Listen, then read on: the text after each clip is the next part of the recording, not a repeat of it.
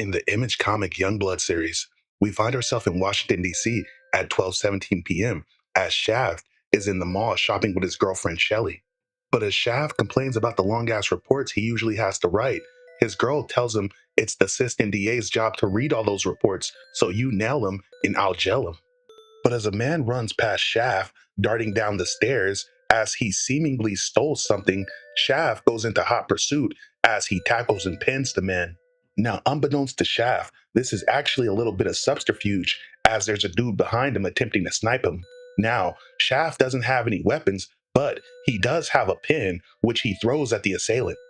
The pin punctures the sniper's body and ends up killing him as the sniper falls into a bit of water. But the press is already on scene, and Shaft thinks that's awfully suspicious, but the press states they've been following him all day. Now, the press asks Shaft about the Youngbloods' confrontation in the Middle East with terrorists, but Shaft is not ready to talk about that. But as Shaft is talking to the press, he has to mobilize and get to work. But elsewhere in Baltimore, Maryland, at 12:32 p.m., Bedrock would be in his mom's house enjoying a bit of breakfast when he would receive a call from the Youngbloods to mobilize. In Arlington, Virginia, underground at 12:44 p.m., Die Hard would be in his stasis chamber when he would receive a call in order to mobilize. In Arlington, Virginia, above ground at 1:11 p.m., Chapel would be in bed with a lovely lady when Chapel would receive a call to mobilize. He tells the lady to leave her number as he gets ready to move out.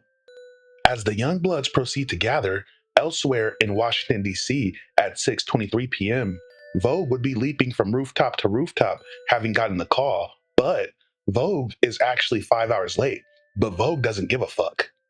By the time Vogue arrives, Shaft would tell her she's late and not to let it happen again. But Vogue asks what if it does, but before Shaft could respond, they receive a request for assistance. Apparently, a prisoner transport is under attack by two villains named Strongarm and Gage who are attempting to bust out their comrades. As the two men descend on the prisoner transport, the ground forces are seemingly not enough as they make their way towards the vehicle and simply rip the door off the hinges, freeing their comrades. Now, Starbright and Deadlock are happy to taste freedom once again, and they're even happier that there's no sign of the Youngbloods. But it would appear they spoke too soon as Die Hard appears, and Die Hard uppercuts one into oblivion while stating he's been waiting for this day. To be continued.